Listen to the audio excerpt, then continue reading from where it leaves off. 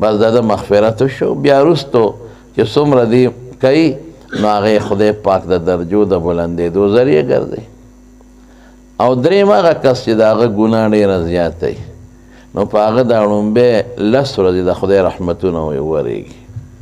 نو په دې میانځ کې ورته ورو ورو بخښنه کېږي د ګناه په 11 څه وبخلی شي، څه په 12، څه په 14، څه په 16، څه په 20. نو چې اخیری 21 شروع شي او دې دا ورځې روجې ونیسي او پکې نیک عمل وکړي نو آخر هو عتق من النار، دیم خدای د جهنم د اور نه آزاد کړي. ګوره څونه فایده منه میاشت شوه. دا میاشت الله کړې دی دپاره ده چې سړی الله باندې ځان وبخي او په ډېر اسانه بخښلي کېږي.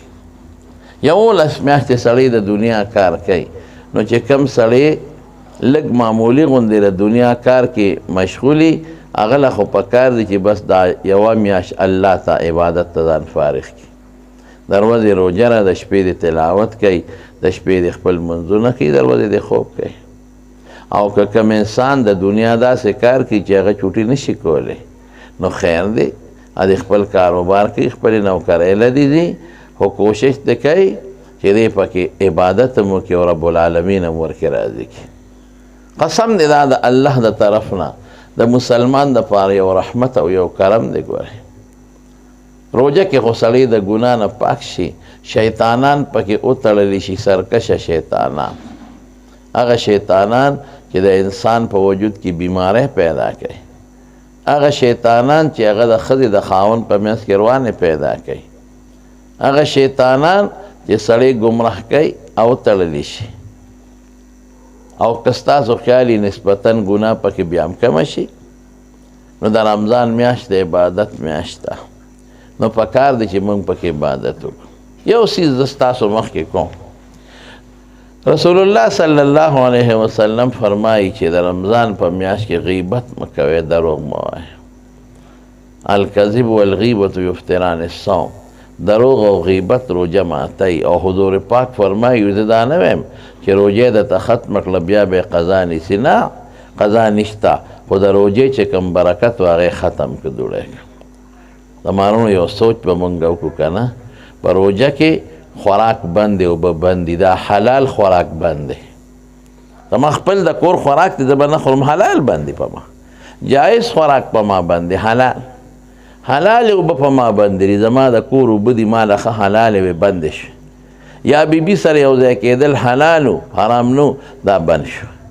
یعنی حلال شی به زه نه کوم، نه خورم، حلال شی به زه نه څکم چې ماله کوم حلالو. نو غیبت خو حرام شی دی، دا پکې ولې کوو؟ دروغ خو حرام شی دی، دا پکې ولې کوو؟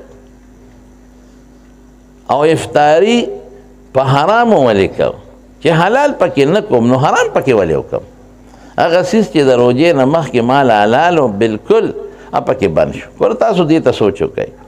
نو چې حلال څیز ماله پکې بند شو، زما د خپل کور روټۍ اوبه، نو چې د دې نه مخکې کوم څیزونه مردار دي او حرام دي نو هغه مردار او حرام به پکې څنګه بیا مونږ وکړو؟ خو بیا یقینا بند دي پکې.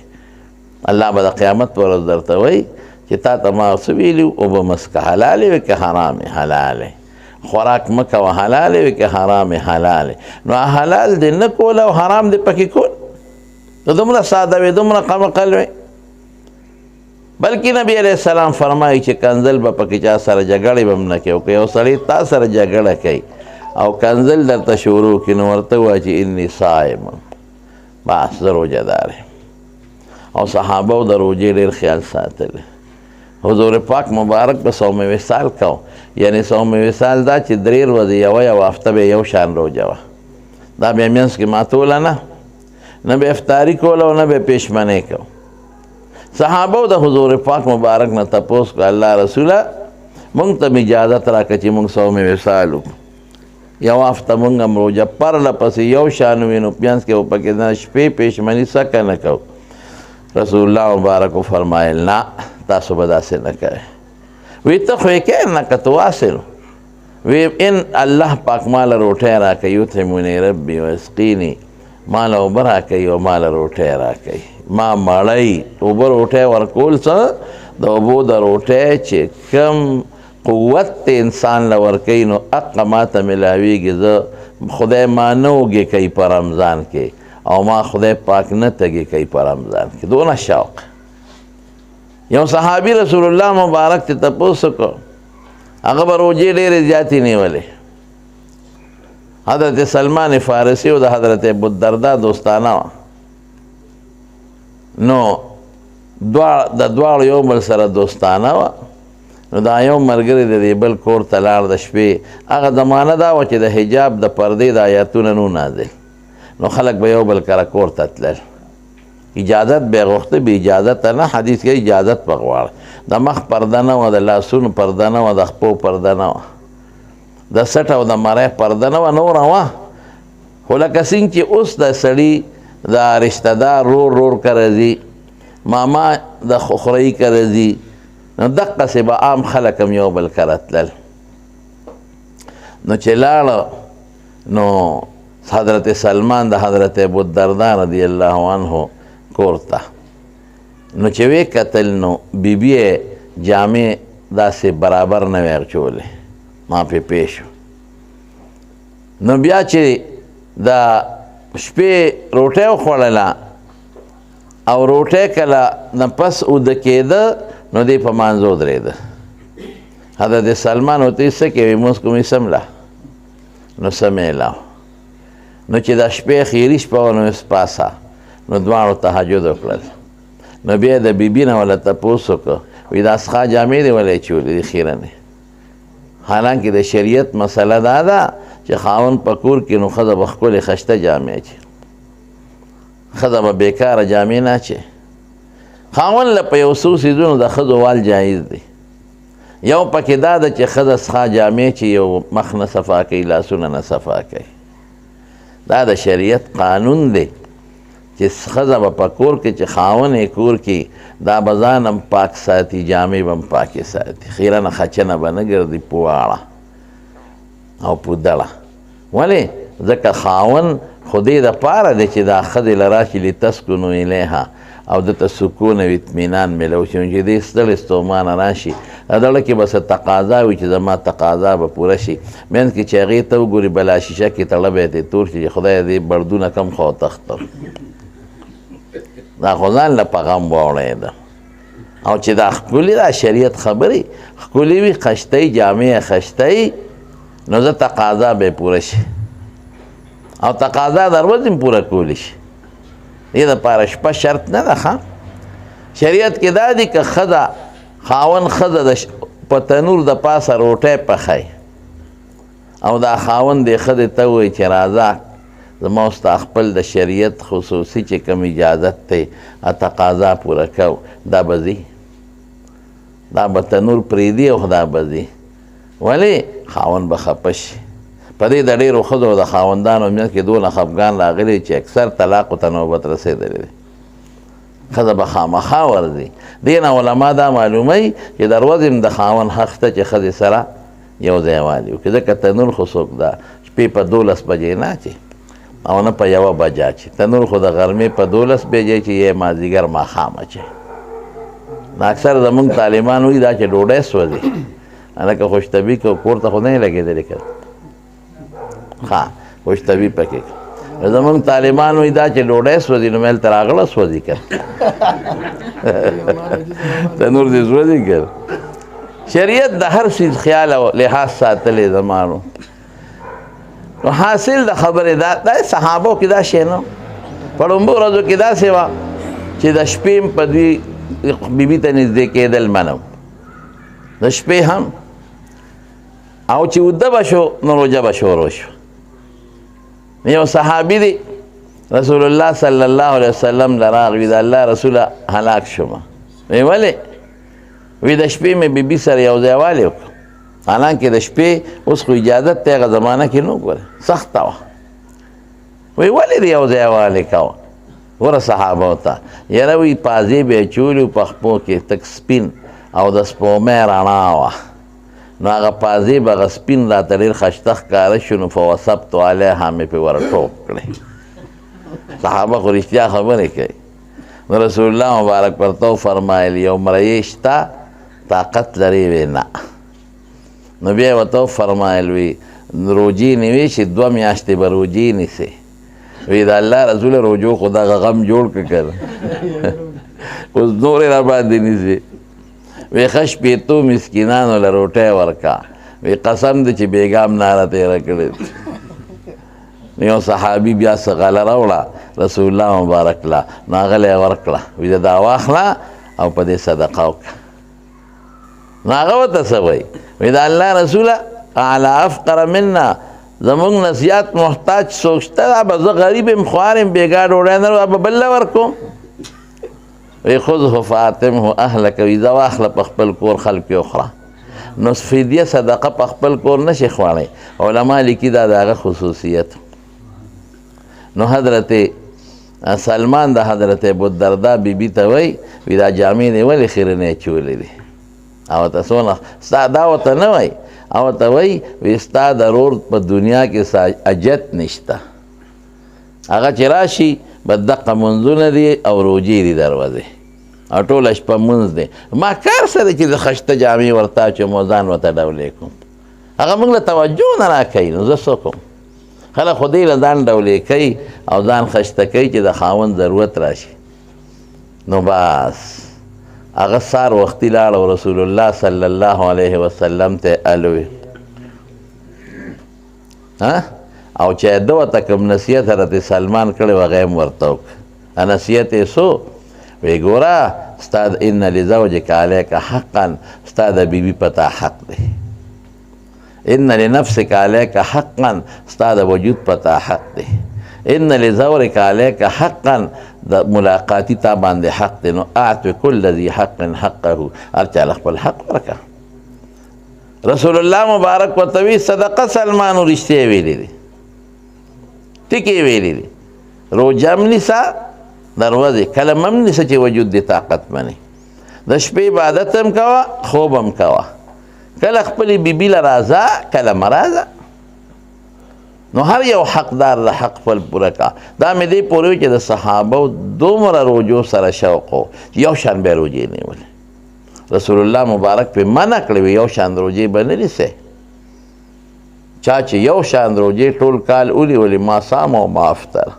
بلکل به نه نیسئ صحابه وی صاحب موږ نه ویشو که نه وی نه نو بیا بعضې صحابو ته چې ډېر زور ولګاو نو هغوی ته یې وی چې یو ورځ روژه نیسه 2 ورځې افطار کوه 2 ورځې مه نیسه نورو ډېر زور ولګاو وی ښه یو ورځ روژه یو ورځ کوجه دې ته صیام داودي وي داود علیه السلام به یو ورځ روژه و یو ورځ کوجه او بعضې ډېر زور ولګاو چې نه الله رسوله موږ دې نه زیاتې نیولی شي وی صم یومین و افطر یومن یو 2 ورځې روجې نیسي یو ورځ مه نیسه خو په ټولو روجو کې نفلي کې بهترین یې دا دی چې سړی یو ورځ روجی یو ورځ کوجی طاقت هم پیدا شي او الله هم خوشحاله شي دا ګورې نفلي دي نبی کریم صلی الله علیه وسلم فرمایي یو نفلي روجه چې سړی ونیسي یوه نو د ده او د دوزخ په منځ کې الله دونه فاصله پیدا کړي لکه د ځمکې او د اسمان په منځ کې چې نفلي ګورئ او د رمضان د روجې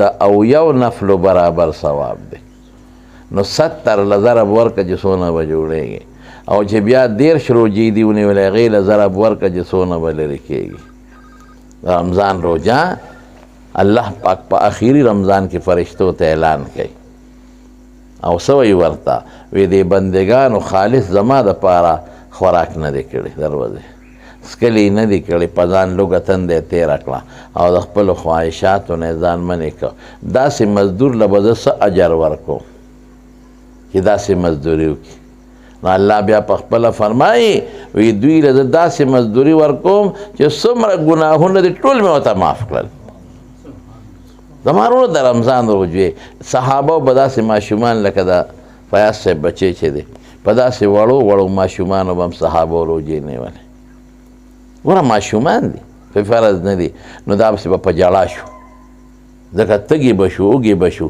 نو د لوبو څیزونه به یې ورته کېښودل په هغې به یې مصروف ساتل نو ماښام ته به یې په هغه لوبو ټوکو ټقال ورسول نو روژه به یې پرې ماته دا د هغوی شوق و د روژې سره د الله صفاتو کې یو صفت دا دی چې خدای نه خوراک کوي نو بس کې نه خواهشاتو ته احتیاج لري. نو د یو سار نه تر د ماښامه پورې سړی په ځان کې دا اوصاف پیدا کړي. دې د تخلق باخلاق الله وایي. یو مقوله د حدیث نه دی ښه، تخلقوا باخلاق الله. خلق مشوره کړې ده چې دا حدیث د رسول الله مبارک نه یو مقوله ده چې ځان کې د خدای پاک صفت پیدا کړي. نو د الله هغه حقیقي صفت خو مونږ په ځان کې نشي پیدا کولی، نو دی مقصد شو د مارو. زه به بیا داسې درته ووایم زه به د رحمان نه پوهېږم. ښه، اوس دې تپوسونه کې صدقه، خیرات، زکات کی تشریح. صدقه او خیرات یو شی دی کې فرق نشته، او زکات جدا شی دی. زکات خو هغې ته وایي چې په سړي باندې په خپل مال کې یا په غنمو کې یا په جوارو کې یا په ګډو چیلو کې کومه حصه مقدره لازمه شي هغې ته زکات ویل کېږي. لکه یو سړي سره نقد مال دی او نصاب ته ورسېږي، غالبا دې زمانه کې به 50,000 52,000 روپۍ نصاب وي، نو دی به د هغې کال پس زکات ورکوي. دا فرض دی، خامخا به یې ورکوي. او هغه په نقد مال کې 40 روپۍ ده، او ځمکه چې اوبه یې د بی وي یا د ارټ وي یا د ټیوبویل وي، نو په هغې کې 60 حصه ده. او چې اوبې مفتې وي یا باراني وي، نو په هغې کې 10 حصه ده. دې دپاره حولان حول ورته وایي، کال شرط دی چې کال به پرې تېرېږي. او د صدقې اطلاق په زکات هم شوی دی په قرآن شریف کې. او پښتو خیرات خو زمونږ پښتانه ورته وایي. نو عموما زمونږ پښتانه صدقې ته خیرات وایي، نو صدقه عموما نفلي ته وایي. هغې کې اسم نشته، هغه ستا خوښه ده، هر څومره خیرات چې کې نه کولی شي. بیا صدقه چې سړی کوي، مالدار نه هم ورکولی شي، غریب نه هم ورکولی شي. او زکات به هغه چاله ورکوي چې په خپله دې زکات نه ورکوي، غریب یې مسکین یې کونډه رنډی. د سر صدقه، د سر صدقه یو خو هغه سرسایه وي چې سړی په روژه په آخر کې ورکوي، هغه خو جدا شی دی. او خو په کم 2 کیلو غنم یا اوړه یا د هغې قیمت ورکوي. او یو دی چې یو انسان چې ته په سفر ځي، دی وي راسې نه تکلیف راته ونه رسي، نو دی څه ګټ حلال کړي، چیلې حلال کړي، یا د خپل کور صدقه ترد البلا مصیبتونه ختمی. کور کې بیماری وي یا تکالیف وي، نو خلک یو څاروی راولي کور کې حلال کړي، او د هغې غوښه ویشي یا پکې ډوډۍ ماته کړي، خلکو باندې وخوري، نو دې ته صدقه وایي. او د سر صدقه زموږ پښتانه دې ته وایي. مطلب دا چې خدای زموږ په سرونو کم آفت او کم مصیبت را روان دی یا شته مقدر کړی دی، نو خدای هغه پې لرې کړي، نو الله پې لر کوي. د هغې غوښې هم تقسیمولی شي، په خپله هم خوړی شي، په بچو هم خوړی شي، په مالدار هم خوړی شي، او په غریب هم خوړی شي. دنبه یا بکری کا صدقه بالکل نبی علیہ السلام فرمایي هغه صدقه ښه ده چې کومه ګرانه وي، هغه ډېره بهتره ده. نو ګډ خو ګران دی په نسبت د چیلي، خو تقریبا دواړو کې څه دونه خاص څوک چیلې خوښوي څوک ګډ. نو دا که داسې وشي چې په خپل کور کې حلال شي او ذبح شي، او بیا دا غوښې تقسیم شي، یا پکې میلمانه غریبانانو باندې یا په خپل هم خوړلی شي، په بچو هم خوړلی شي، یا پکې ښوروا وکړي یا بل څه ډوډۍ، نو دا شوه. نقد روپۍ کې صدقه یا خیرات. نقدو کې خو زکات ته خپل چې کال پې تیر شي او نصاب ته رسېدلی وي، او داسې سړی ورکولی شي. په نقدو کې مسجد یا کود نه کیسه ډېره ښه خبره ده. جومات خو صدقه جاریه ده، په جومات پیسې لګول خو ډېر لوی ثواب دی. ډېر یا مدرسه شوه، جومات یا مدرسه ډېره بهتره ده بیا نسبتاً. ولې ځکه هغې کې طالب علمان علم حاصلوي، نو چې ستا په صدقه او ستا په پیسو باندې هغې علم حاصل کړ، نو د هغه په علم کې ستا حصه شوه. هغه حافظ چې ستا هغه په حفظ کې ستا حصه شوه. جومات باندې نه ولګولو، جومات کې خلک منځونه اعتکافونه کوي، هغې کې دې ثواب وشو. او رسول الله مبارک نه یو صحابي تپوس وکړه، مور مې مړه ده، نو یو کوې ورپسې وکنم، ویې وکنه، نو هغه په مدینه منوره کې کوې وکنه، ویې هذه لام سعد، دا مې د مور دپاره شو. کوې خو ډېر ښه دی. یا چې ته بور د غریبانان بعضې خلک وي که نه، چې هغوی د بور طاقت نه لري، ولا د یو بور او استړیګی دی ولا جوړه کړه. صدقه خیرات دا خو خلاصه شو. سفر کې سنت او دا ګورې ذهن کې یو خبره واچي، صدقه ډېر ښه شی دی. صدقه کې ډېره غټه فایده. سید خان صاحب ته ګوره، دی صدقه کوي که نه، نو خدای پاک وله ورځ تر ورځه ترقي او برکتونه ورکوي. ښه شی دی صدقه، دا ډېر بهتر شی دی. دا یو واقع به درته ووایم. یو ښځه وه، د هغې یو بچی چېرته تښتېدلی و، دا ورپسې ډېره زیاته پریشانه وه، لږه نه دونه پریشانه وه دا ښځه د خپل بچي پسې چې دی به جړل چې خدای زما دا بچی به جمدي وي او که مړ به او خدای چا غلام کړی به هغه زمانه کې غلامي وه او خرڅ کړی به یو که څه به جړل به بل څوک یې نو دغه یو بچی نو یو ځل یو فقیر سوال وکړه دروازه کې اواز وکړه خیر راوړی خدای وبخښه نو هغه د ښځې ډوډۍ خوړه او دې غریبې سره یوه نوړی وه هغې خولې ته وړله وایي چې ده را ټوپ یو غیبي سړی راغی ما ولیده غیبي و بلکل او دا زمری یې په دې لاس ته د مرۍ نه ونیوه په دې هوا کې چې را ټوپې کړې او داسې مضبوطه جټکه یې ورکړه زمري هغې غاړه وغورځو او زمري ویرېد وتښتېد او دې سړي اواز وکړه دې غیبي سړي کې لقمتن بلقمتن نوړی د نوړی په بدل وی بچی تا ته ورځ یاد ده چې کومه ورځ دا واقع پیښه ده وي یو پلان کې ورځ وه او ټیم درته یاد دی پلان کې ټیم وی ټیک خبره ده بلکل وی دغه وخت کې ما نوړی د خولې نه راواغېسته او فقیر له مې ورکړه نو خدای سته د زمري د خولې نه نوړی راوویستې او مال یې راکړلې صدقه ښه شی شومتوب ډېر بدي بعد شومتوب ګورې نسبي وي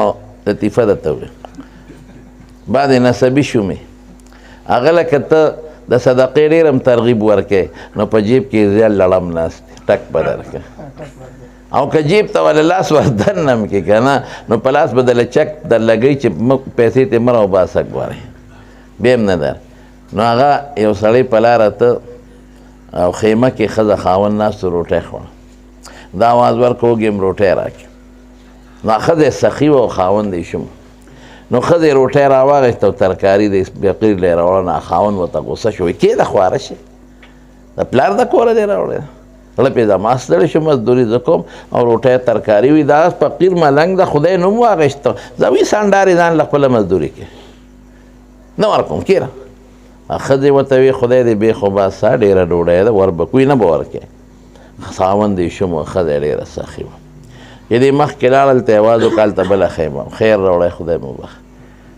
هلته هغه سړي روټۍ راواغېسته او د فقیر لی یې ورکوله ښځه ورته وي سموړه او ته خدای دې بې خو باسه فقیر دې وي کېره ځان له دې ګټه کوي که نه وی ظالمې د خدای نوم یې واغېسته او دا خو ما ګټلې دا خاوند وایي ښځه ورته وایي تا ګټلې خو ما پخ کړې ده هلته سړی سخي و ښځه لومبی سخي وه خاوند یې شوم دلته سړی چې دی نو هغه سخي دی ښځه یې شومه نو دې فقیر وخندل پخړت خړت نو دې سړي والا اواز ورکړ ولې دې وخندل وی خبر ځکه مې وخندل چې معامله میله وړې ولیده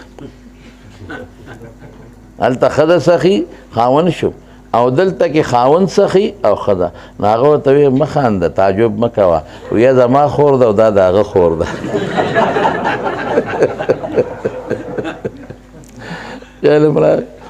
نو څخه ښه شی دی شومتوب نه دی پکار څومره چې د خدای په لار کې ورکې نو هغومره به د هغې الله تعالی بدل درکوي په دنیا کې هم په آخرت کې هم او صدقه یا زکات هم صدقه ده زکات چې ورکې مال به زیاتېږي ای رسول الله مبارک ترمذي شریف کې حدیث دی په دریو څیزونو ګورې قسم خوړلی دی په دریو څیزونو یو پکې دا دی چې په صدقه به مال نه کمیږي زیاتېږي به قسم دی دا زما تجربه ده لږه نښه مضبوطه تجربه مې ده او بیا په لوڼو صدقه په خورزو په رویرو په دې غریبانانو رشته دار دا ډېر ثواب یا مدرسه یا جمعه سفر کې سنت کول زموږ علما لیکي چې په سفر کې د سنتو معیار نفلو له راشي لږ را کم شي نو پرېږدی به نه پاله اسانه خو صرف دومره ده چې که ګالی وه باران و یا ګاډې درته نه ودرېده یا ستا تلوار و یا مریض د اسپتال ته رسو